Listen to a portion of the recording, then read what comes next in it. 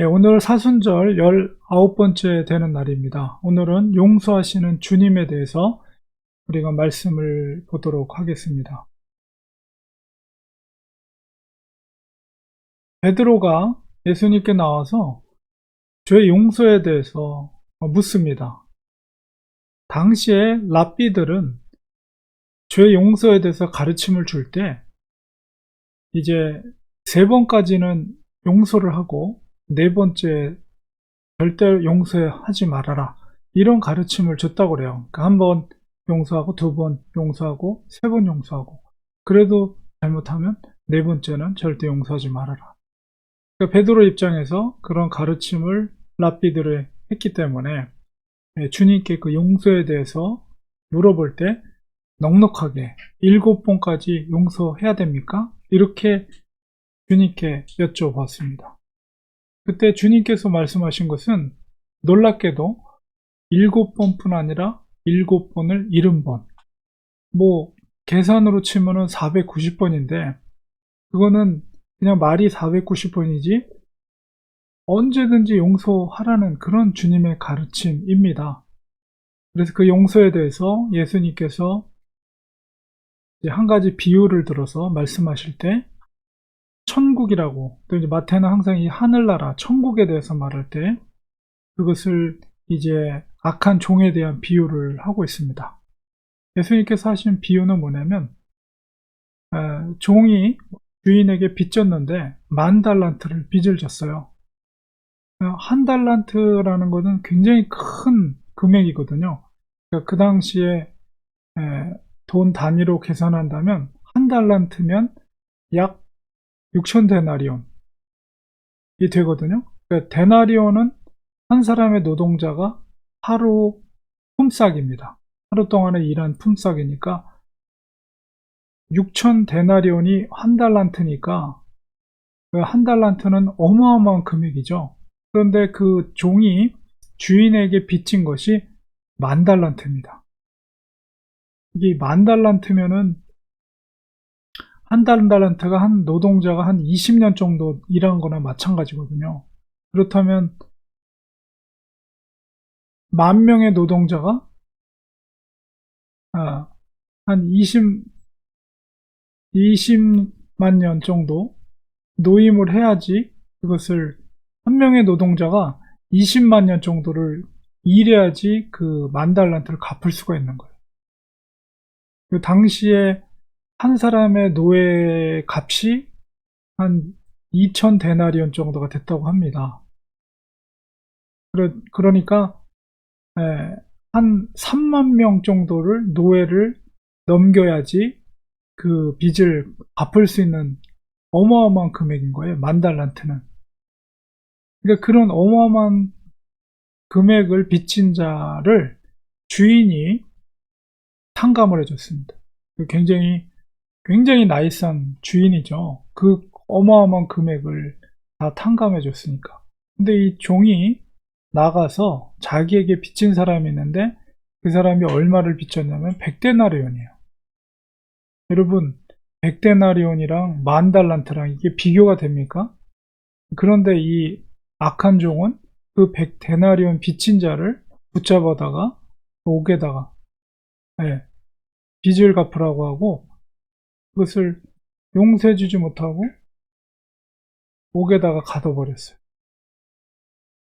그 모습을 그 동료들이 보고서는 그 악한 종의 주인에게 가서 이 사실을 알렸습니다. 그 주인이 생각하기에 기가 막힌 거죠.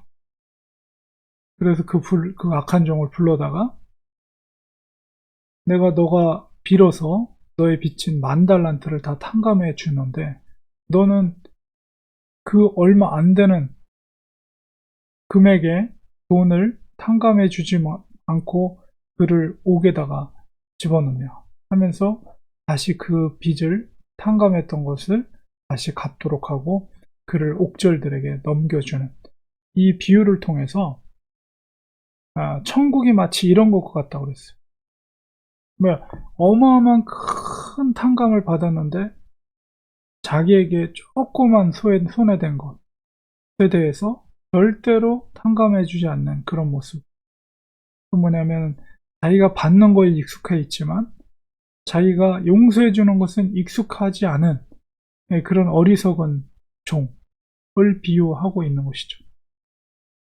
이렇게 35절에 보니까 각각 마음으로부터 형제를 용서하지 않으면 나의 하늘 아버지께서도 너희에게 이와 같이 하시리라.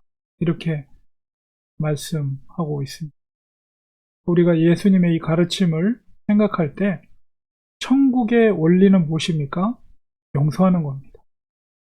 우리가 아무리 어떤 사람이 나에게 큰 상처를 주거나 아픔을 주거나 나에게 많은 잘못을 저질렀다 할지라도 주님의 가르침은 무엇입니까? 천국 백성의 가르침이 무엇입니까? 바로 용서하라는 거예요. 우리가 진정으로 용서해 줄 때 나도 자유를 얻을 수가 있어요. 내가 용서하지 않으면 그 마음은, 용서해 주지 않는 마음은 정말 마치 옥졸에게 넘겨준다는 것이 바로 그 스스로가 감옥에 갇히는 거나 마찬가지예요. 우리가 아무리 다른 사람으로부터 큰 피해를 받았다 할지라도 우리가 10,000달란트를 탕감받은 자라는 사실을 잊지 말아야 됩니다.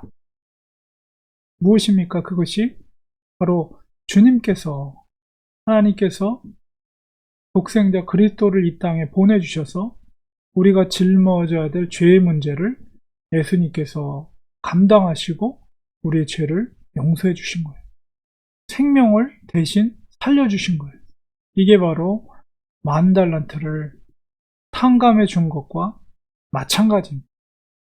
그렇게 생각할 때 우리가 어떤 사람으로부터 상처를 받거나 어떤 사람으로부터 정말 큰 피해를 받았다 할지라도 그 사람에 대해서 용서해 주지 않는다면 오늘 예수님께서 하신 천국의 비유, 어리석은 종, 악한 종과 같은 태도를 가진 자와 마찬가지라. 결국은 뭐예요? 천국에 들어갈 수 없다는 거죠. 우리는 용서의 마음을 가져야 돼요. 왜냐하면 하나님께서 우리를 그렇게 용서해 주셨기 때문에. 예수님께서 우리를 죄를 용서하기 위해서 친히 십자가에서 생명을 피 흘려 죽으셔서 우리를 사해 주셨기 때문에 우리가 주님의 제자로서 주님을 쫓는 자들이라면 우리는 어떤 잘못을 상대방이 저질렀더라도 우리는 용서의 마음을 가져야 됩니다. 물론 용서해 준다는 것이 결코 쉬운 건 아니에요. 그러나 정말로 용기 있는 자 그리고 주님을 정말 신뢰하는 자만이 용서를 베풀 수가 있는 것입니다. 그래서 우리가 절대로 용서할 수 없어 라는 말을 우리는 하지 말고 그런 사람이 있고 그런 일을 우리가 당했다 할지라도 우리가 이 말씀을 기억하면서 우리가 용서해 주시기 바랍니다. 혹시라도 성도님들 중에 이 말씀을 들으면서 내가 절대 용서하지 못하는 어떤 사람이 떠오르거든 그 사람을 용서해 주시기 바랍니다. 이게 바로 제자가 감당해야 될, 제자가 예수님을 쫓아야 되는 바로 행위의 모습이라는 것을 기억하시고 천국은 마치 이와 같다고 주님이 가르치고 있습니다. 용서하시는 우리 사랑하는 성도님들 되시기를 간절히 축원드립니다. 기도하겠습니다. 하나님 아버지, 예수님께서 베드로에게 7번이라도 70번이라도 용서해 주라 라고 말씀해 주셨습니다. 바로 주님께서 하나님께서 우리의 죄를 용서해 주신 것처럼 10,000달란트를 탕감받은 자가 바로 우리들입니다. 우리가 악한 종으로서 몇백 데나리온을 탕감해 주지 않는 어리석은 자가 아니라 바로 받은 은혜에 오히려 감사하면서 용서해 줄 수 있는 용서하는 그리스도의 제자들이 되게 하여 주시옵소서. 예수님의 이름으로 간절히 기도드리옵나이다. 아멘.